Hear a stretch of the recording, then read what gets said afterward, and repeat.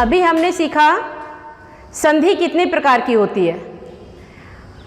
Number 1 स्वर संधि। अब हम यहाँ स्वर संधि के प्रकार सीखेंगे। स्वर संधि 5 प्रकार की होती है। दीर्घ संधि, गुण संधि, यण संधि, अयादि संधि और वृद्धि संधि। स्वर संधि में पहली संधि आती है दीर्घ संधि। दीर्घ संधि किसे कहते हैं ये जान लीजिए। दीर्घ संधि का सूत्र है अकः सवर्णे दीर्घः, अर्थात अक। अक जो है माहेश्वरी सूत्राणी से लिए गए स्वर का सूत्र है अक। अक के अंतर्गत जो स्वर आते हैं ह्रस्व अथवा दीर्घ। ह्रस्व का अर्थ होता है लघु या छोटा। जैसे छोटे बच्चों को हम पढ़ाते हैं कि छोटा अ अर्थात ह्रस्व अ।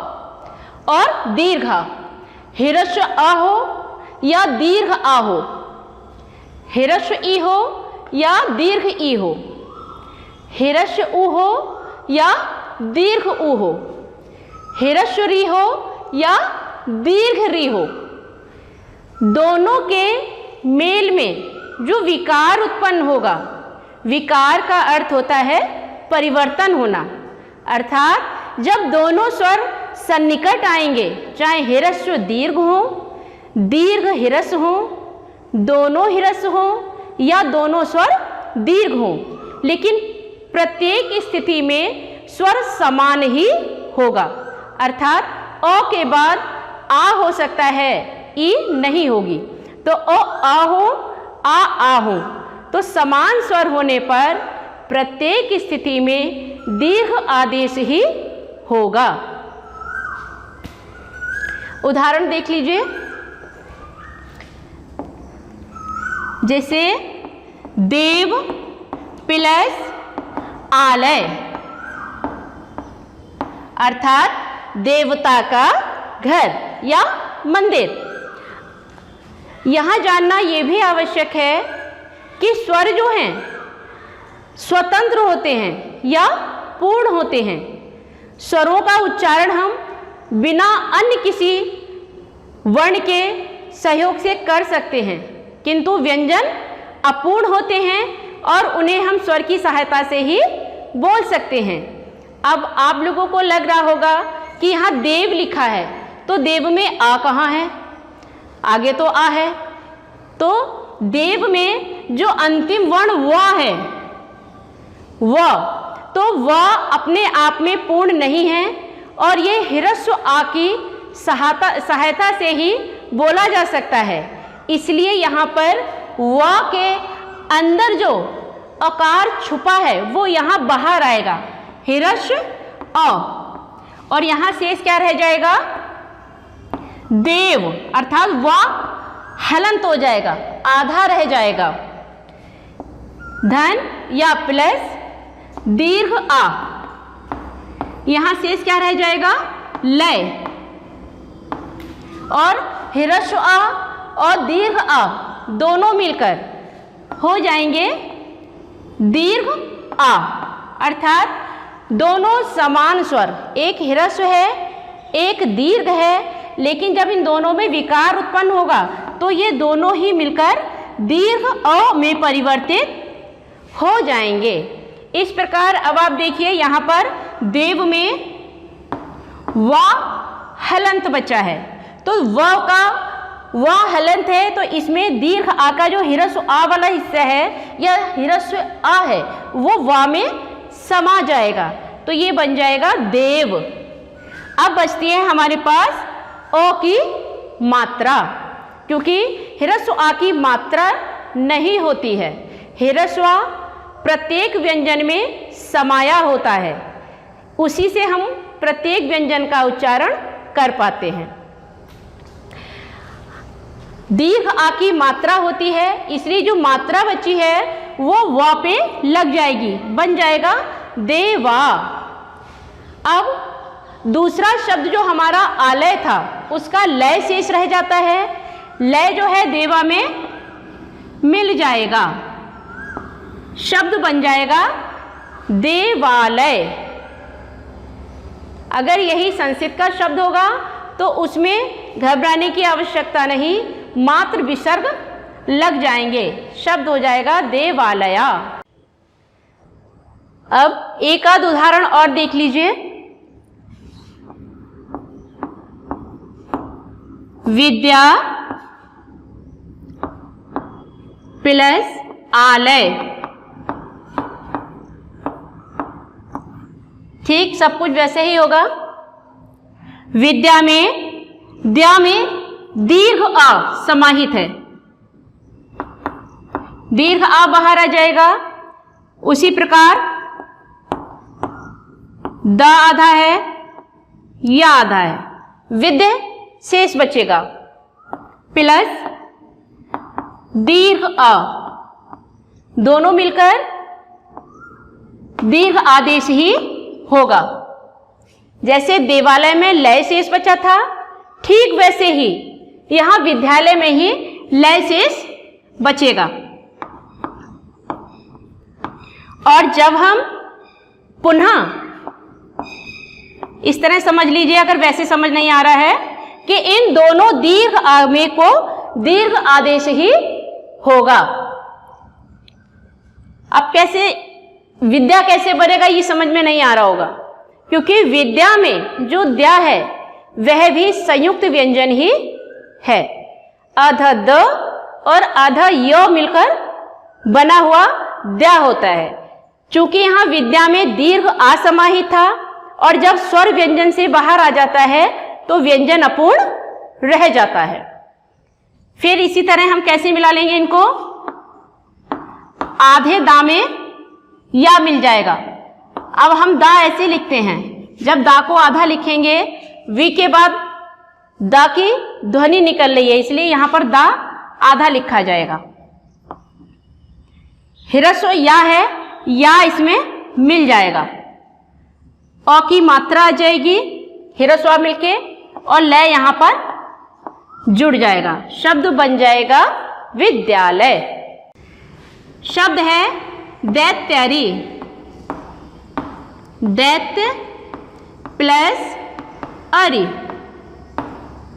अर्थात दैत्यों के शत्रु या राक्षसों के शत्रु। दैत्य में जो य है, अब आप समझ गए होंगे कि स्वर कैसे बाहर आता है, कैसे छिपा है, कैसे निकलेगा। मैं समझती हूँ इतना आप लोग समझ गए होंगे। तो य का ह्रस्व अ प्लस अरि का ह्रस्व आ, ये दोनों मिलकर दीर्घ अ हो जाएंगे और हमारा शब्द बन जाएगा दैत्य। क्योंकि अ इसमें फिर मिल गया, मात्रा या पे लग गई और यहाँ जो री शेष रह गया था, री इसमें जुड़ जाएगा, शब्द बन जाएगा दैत्य अरि। दीर्घ में, दीर्घ संधि में आ से संबंधित कुछ शब्द हैं जो अधिकांशतः परीक्षा में पूछे जाते हैं, उन्हें मैं एक बार बता देती हूँ। जैसे नवागत,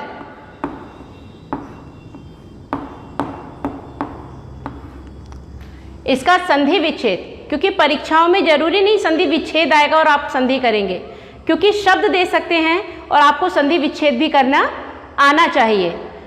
तो नवागत, नव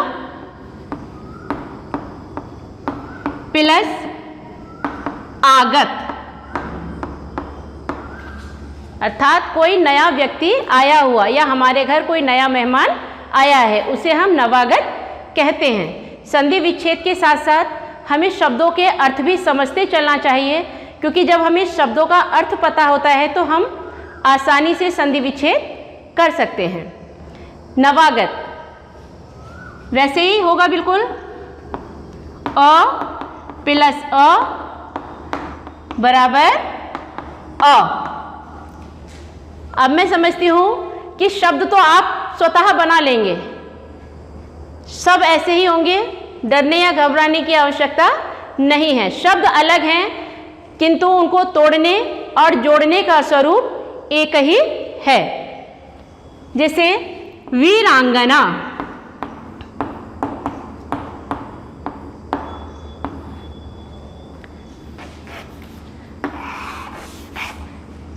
वीर प्लस अंगना,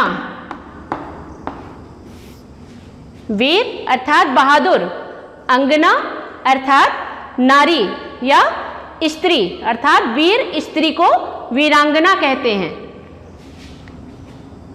मतानुसार,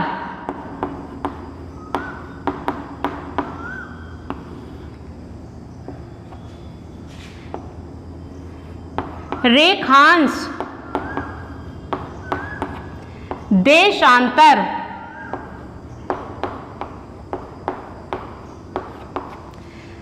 इन सभी शब्दों को हम ठीक वैसे ही तोड़ेंगे और वैसे ही जोड़ेंगे, अर्थात इनका संधि विच्छेद भी वैसे ही होगा।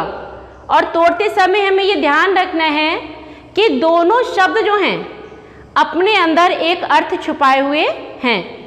मान लिया अब हम सोच रहे हैं कि देशांतर को हम कैसे तोड़ेंगे, क्योंकि देश शब्द होता है, हमारे दिमाग में ये भी बात आ सकती है कि हम इसको देशा लिख देंगे पहले, तो ये गलत होगा, क्योंकि देशा शब्द नहीं होता, देश शब्द होता है। तो सीधी सी बात है, देशांतर को संधि विच्छेद करते समय हमारा पहला शब्द देश होगा, ना कि देशा। ये देखिए इस प्रकार। प्लस अब आगे बचती है केवल मात्रा, तो हम इसको इस प्रकार नहीं लिख सकते हैं। अब ये हमें समझ में आना चाहिए, क्योंकि इस प्रकार नहीं लिख सकते तो इसका मतलब क्या है कि ह्रस्व आ जो हमारा देशांतर में दीर्घ आ समाहित है, तो उसका ह्रस्व आ इस प्रकार देखिए, ये अ है, तो ह्रस्व आ तो देश में समाहित है और मात्रा इधर है, तो मात्रा भी ह्रस्व आ है, अर्थात दो ह्रस्व आ मिलकर दीर्घ आ हुए हैं, इसलिए मात्रा का भी ह्रस्व आ बन जाएगा और संधि विच्छेद होगी देश प्लस अंतर, अर्थात दो या दो से अधिक देशों के बीच का जो अंतर है वो देशांतर कहलाता है। अब दीर्घ संधि में आ के उदाहरण तो हमने काफ़ी सीख लिए हैं और उम्मीद है आप सबको समझ में भी आ गए होंगे। अब हम अपने अगले स्वर को लेते हैं, ई। अभी तक हमने आ का संबंध या मेल देखा, अब हम ई को समझेंगे कि कैसे होता है। जैसे कवि प्लस इंद्र, जैसा कि हम पहले कह चुके हैं ह्रस्व अथवा दीर्घ कि हमारा स्वर छोटा भी हो सकता है और बड़ा भी हो सकता है। तो यहाँ पर आप ये ना सोचिए कि यहाँ तो बड़ी ई लिखी है, क्योंकि मैं पहले बता चुकी हूँ कि ह्रस्व ई भी हो सकती है और दीर्घ ई भी हो सकती है, इसलिए आप लोग भ्रमित ना हो। तो जैसे कि कवि में ह्रस्व ई है, शब्द शेष रह जाता है केवल कव, चूंकि वा में से ई स्वर निकल गया है तो वा हलंत हो गया। हलंत का मतलब होता है किसी भी वर्ण के नीचे अगर ये तिरछी रेखा लगी है तो इसका मतलब है हलंत। हलंत से मतलब या तात्पर्य कि वह वर्ण आधा है, उसमें स्वर समाहित नहीं है। तो कवि में से ई आ गया बाहर प्लस इंद्र का ई, दोनों मिलकर दीर्घ ई हो जाएगा। इस प्रकार यहाँ पर अध न और द्र शेष बचा था।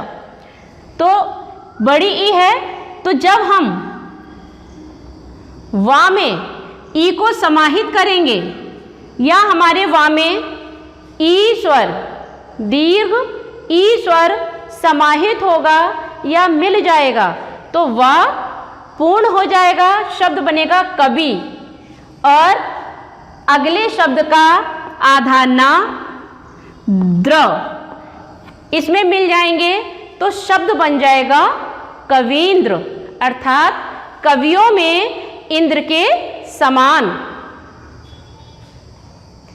इसी प्रकार अगला शब्द है, यही हम समझ लेते हैं, नाग प्लस इंद्र। नाग प्लस इंद्र यहां पर नहीं होगा, कपि प्लस इंद्र। कपि में से कपि का हिरस ई बाहर आ गया, यहां शेष बचा कप। उसी प्रकार इंद्र का आधा ना और द्रा शेष बचेगा और यहां पर सब मिलकर शब्द बन जाएगा कपींद्र। अगला स्वर है हमारा ऊ। हिरस्व या दीर्घ ऊ के मेल पर दीर्घ ऊ आदेश हो जाता है, जैसे गुरु प्लस उपदेश।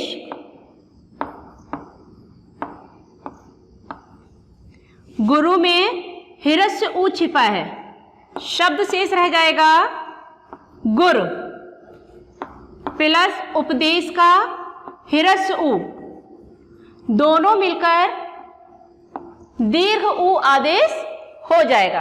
अर्थात इन दोनों हिरस्य ऊ का यहां बीच में दीर्घ ऊ आदेश हो जाएगा। तो दीर्घ ऊ जब र में समाहित होगा तो मात्रा दीर्घ ऊ की लग जाएगी। आप लोग ध्यान दीजिएगा, यहां भी गुरु लिखा है और यहां गुरु लिखा है, दोनों मात्राएं रू अर्थात रा के बराबर में लगी हैं। तो यहां पर हिरस ऊ इसलिए है कि आप मात्रा पे ध्यान दीजिए, यहां सिर्फ खड़ी सीधी पाई लगी है, इसका मतलब है यहां ऊ की मात्रा हिरस है। जबकि इस गुरु में मात्रा को देखिए गोल घेरे के साथ घुमाकर लगाया गया है, इसका तात्पर्य है कि दीर्घ ऊ की मात्रा है। यहां पर प और देश शेष रह जाता है। गुरु में जब हम इन्हें जोड़ देते हैं तो शब्द बन जाता है गुरुप देश, अर्थात गुरु का उपदेश। ठीक इसी प्रकार भान प्लस उदय, हिरस्य ऊ प्लस हिरस्य ऊ और आदेश दीर्घ ऊ, शब्द बचता है शेष भान। जब ऊ की मात्रा इस पर लगेगी तो भानु, और इसका जो दय शेष रह जाता है वह भानु में समाहित हो जाएगा, शब्द हो जाएगा भानु दय। वैसे हिंदी भाषा में दीर्घ संधि के अंतर्गत अ हिरस्व अथवा दीर्घ अ ई और ऊ का ही प्रयोग अधिकांशता होता है और इन्हीं के शब्द पूछे जाते हैं, किंतु री शेष रह गया है। मैं बता देती हूँ, क्योंकि री से संबंधित जो शब्द हैं वह अधिकांशता संस्कृत भाषा में आते हैं और उसमें भी वैदिक संस्कृत में। मैं आपको एक दो उदाहरण बताती हूँ। होत्री प्लस ऋकार। होत्री कहते हैं हवन करने वाले को, जो हवन यज्ञ आदि करते हैं वह होत्री कहलाते हैं। ऋकार माने करने वाले, अर्थात हवन को करने वाले। होत्री में त्रि में री, हिरस्वरी है, शब्द बच जाता है होत प्लस री, और दोनों री को दीर्घ आदेश जब होता है तो री में री ऐसे ही लिखा जाता है, और जब हम दीर्घ री लिखते हैं जो कि हिंदी भाषा में देखने को नहीं मिलता है, तो यहाँ पर केवल री की मात्रा जुड़ जाती है। इसको हम दीर्घ री के रूप में जानते हैं और यह आपको वैदिक संस्कृत में देखने को मिलेगा। तो होत्री में जब री जुड़ जाता है, चूंकि शब्द कोई भी व्यंजन है या स्वर है तो हम वर्ण के रूप में नहीं मिलता है, मात्रा के रूप में ही स्वर समाहित होते हैं। इसलिए तो में री की दीर्घ मात्रा अर्थात डबल री की मात्रा समाहित होगी या मिल जाएगी, तो ये शब्द बनेगा होत्री। और ऋकार का जो कार शेष है वो इसमें समाहित हो जाएगा। इस प्रकार हमारा शब्द बनता है होत्रिकार। अगला शब्द है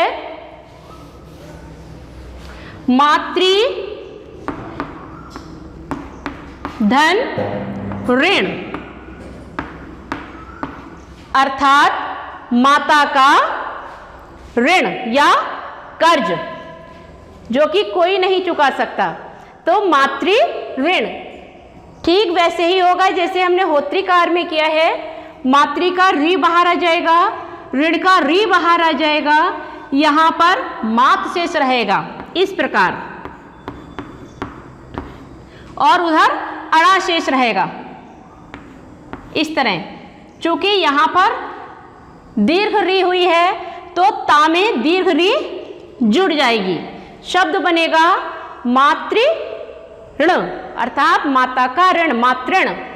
इसी तरह यदि आप चाहें तो पितृ ऋण भी बन सकता है और शब्द बन जाएगा पितृण।